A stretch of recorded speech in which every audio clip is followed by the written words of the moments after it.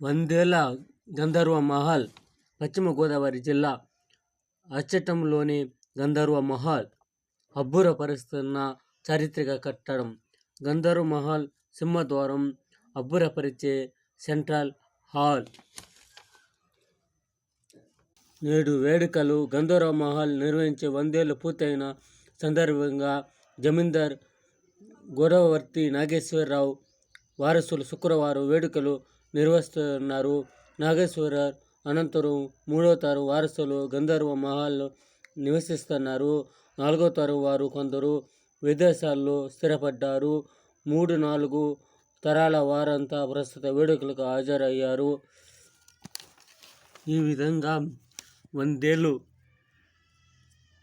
కోట మనము పక్కన చంద్రగిరి కోట ఉంటుంది.